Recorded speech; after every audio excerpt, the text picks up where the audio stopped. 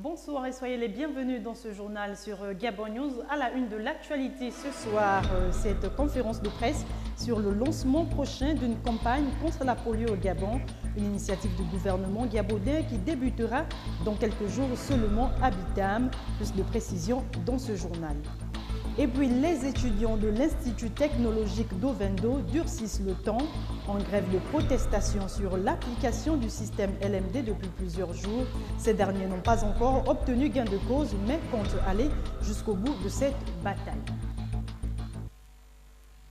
Mais avant cet accident de la route qui s'est produit ce lundi au quartier Akaye, aux environs de 12 heures, deux camions allant d'essence dans les sens opposés se sont heurtés à une intersection de la voie express. Le refus de priorité serait à l'origine de ce drame. C'est un reportage de Philippe Oyaga et Justin Bitegui. Le carrefour Akaye était le spectacle d'une collision entre deux camions à une intersection de la voie express. Selon les propos recueillis sur place, le chauffeur de véhicule appartenant à la société Petro-Gabon, revenant d'Iaï, aurait forcé le passage, refusant de facto la priorité qui revenait aux camions transportant du sable. Un acte irréfléchi qui aurait ainsi causé cet accident, comme l'atteste ici un témoin. La voiture de camion de sable, elle venait tout droit. Maintenant, Petro rentrer. Là, il est venu. Comme Petro rentrer, son poney, il est parti tout droit, autant de freiner. Qui avait la priorité? C'est lui qui avait la priorité. Normalement, c'est Petro qui a traversé la route, qui a coupé. Normalement, Petro ne devait pas traverser la route. Le chauffeur de la société Petro-Gabon, étant mal en point, n'a pas pu donner sa version des faits. C'est Mamadou Fofana, le deuxième chauffeur, qui a tenté de s'exprimer sur les causes de cet accident. On venait au Vendo tout droit. Donc le petit canteur de Pedro voulait traverser. Donc depuis on était en pleine vitesse, le chauffeur a klaxonné, mais il a forcé à rentrer, il veut accélérer, passer vite. Donc notre camion a essayé de lui dévier, donc on était déjà tout près. Il a frotté quand même les cabines. C'est là qu'il s'est maîtrisé, aller au bas-fond là-bas. Si aucun décès n'a été enregistré, il n'en demeure pas moins que cet accident de la route invite une fois de plus les automobilistes de la capitale gabonaise à observer scrupuleusement les règles qui régissent la conduite automobile. Cela permettra à l'avenir de réduire le nombre significatif d'accidents de la route recensés à Libreville. La lutte contre la polio va être lancée mercredi prochain sur l'ensemble du territoire national. Cette campagne vise à prévenir l'épidémie qui sévit déjà dans les pays voisins. Le lancement se fera par les autorités gabonaises à Bitam, communément appelée ville aux 3 frontières, située dans la province du Wollentem, une porte d'entrée de l'épidémie. Kenny Ongori et Justin Bitegui pour plus de détails. Préparer la riposte contre une épidémie qui sévit les pays voisins, le ministre de la Santé s'est prononcé dimanche en fin d'après-midi lors d'une conférence de presse sur l'effectivité de la campagne de lutte contre la polio qui s'ouvrira dans les tout prochains jours sur l'ensemble du territoire national.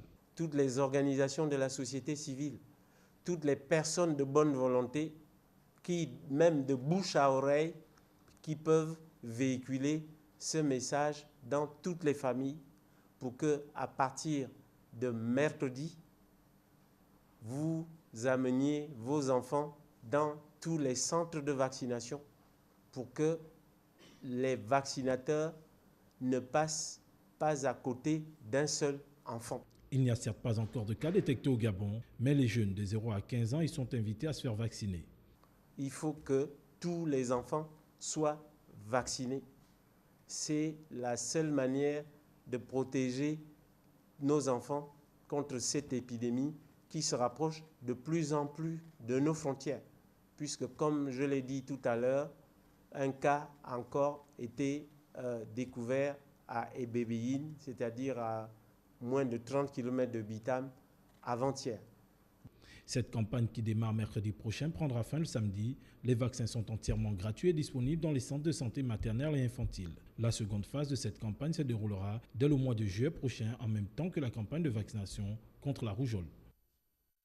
Au terme de cette conférence de presse, le ministre gabonais de la Santé est revenu sur la nécessité d'envoyer les enfants se faire vacciner sans arrière-pensée. Cet appel s'inscrit dans le cadre des réticences enregistrées lors des récentes campagnes de vaccination et les accusations des familles sur les vaccins qui, selon elles, contiennent d'autres virus. Reportage de Justin Bitegui.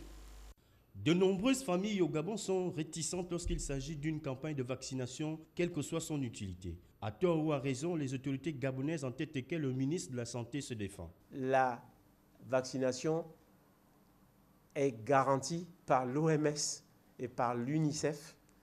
Il n'y a rien de caché ou rien de malveillant derrière cette opération de vaccination des enfants. Aux côtés de l'OMS et de l'UNICEF, le ministère de la Santé prend la mesure de l'événement au sérieux et refuse que son crédit soit contesté par une contre-campagne inutile. On ne dépenserait pas autant d'argent, autant de moyens pour empoisonner nos propres enfants. Ça n'a pas de sens, c'est même insensé. Donc, amener les enfants à la vaccination, c'est le meilleur service que nous pouvons leur rendre et c'est le meilleur service que nous pouvons rendre à notre pays. Pour toucher l'ensemble des populations, les opérateurs de téléphonie mobile vont être mis en contribution pour un écho plus large. Dans la suite de l'actualité, le syndicat des agents de l'administration publique a tenu ce lundi une assemblée générale au rond-point de la démocratie à Libreville. Pas satisfait des engagements du gouvernement au Naondo, le mouvement menace de rentrer en grève dès mercredi prochain. Le point avec Patrick Chaffery, Marcel Tsonga et Justin Bitegui. Êtes-vous d'accord qu'on entre en grève pour lever la main?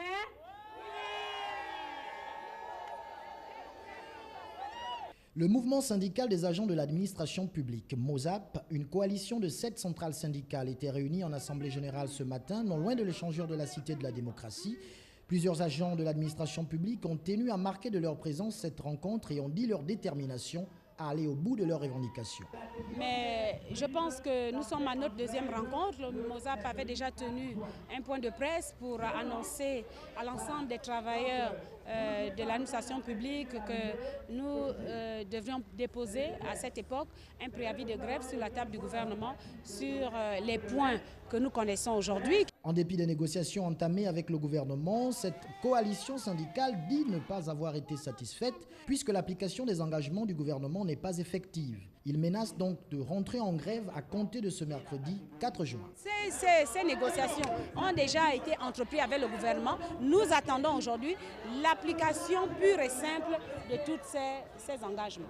Notons toutefois que dans un courrier émanant de la primature qu'a réceptionné le MOSAP, accusant réception du préavis de grève, le Premier ministre a rassuré que les départements ministériels concernés ainsi que ses collaborateurs étaient à pied d'œuvre pour examen et suite à donner à toutes ces revendications.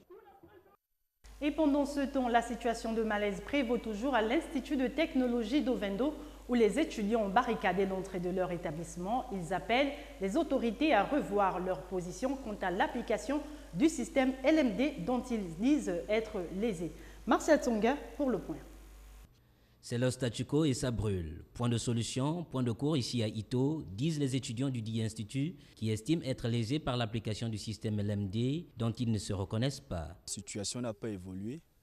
Les délégués du ministre étaient là, comme vous l'avez dit tout à l'heure, le mercredi. Ils sont revenus vendredi. Samedi, ils sont revenus samedi s'entretenir avec nous, nous dire que le ministre voulait recevoir une délégation. Mais comme ce problème, ce n'est pas un problème qui concerne un seul étudiant. C'est le problème de tous les étudiants. Et nous avons plusieurs questions et chaque étudiant ici est concerné et veut poser ou veut exprimer son ras-le-bol au ministre. Pour les étudiants de l'Institut de technologie d'Ovendo, l'ouverture du cycle licence serait un des palliatifs à la situation délétère qui prévaut actuellement. La revendication ici, c'est l'ouverture de la licence au sein de l'Institut de technologie d'Ovendo.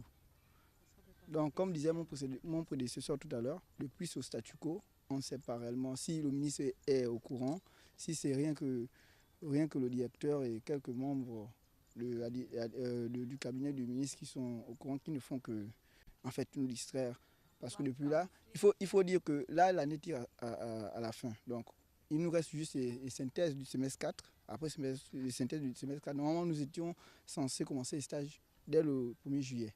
Le temps passe, la tension monte, les activités suspendues et tous espèrent que l'année ne prendra pas la couleur blanche.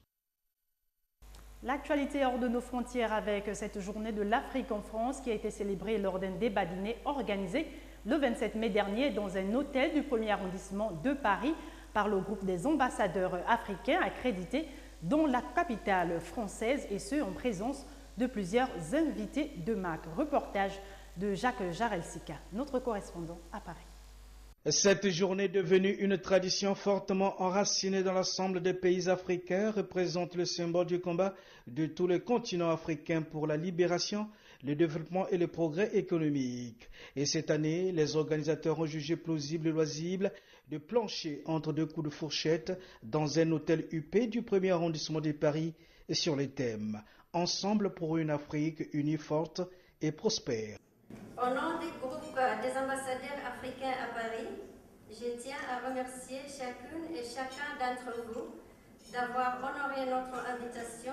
Cette célébration qui visait à promouvoir l'unité et la solidarité africaine dans une ambiance conviviale et bon enfant a permis d'aborder l'Afrique, ses atouts, ses richesses et son aptitude à devenir le nouveau continent émergent de demain. Le temps de l'Afrique est enfin arrivé pour parfumer le monde entier. La page de l'afro-pessimisme et de la fatigue des donateurs est tournée.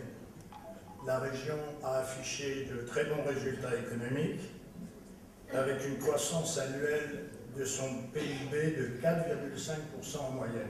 Plusieurs personnalités du monde politique, des affaires, de la culture et de l'université ont pris également part à cette rencontre qui a été rendue possible grâce aux grands groupes français et qui ont pignon sur rue en Afrique, notamment Vinci, Total et Thales, et qui ont témoigné tour à tour de la nouvelle dynamique de l'Afrique, porteuse d'espoir pour le continent et pour l'économie mondiale. Le Gabon a été représenté par son premier conseiller à l'ambassade, M. Herman Imongo, à la place de l'ambassadeur du Gabon en France, Germain Ngoyo-Moussavou, empêché.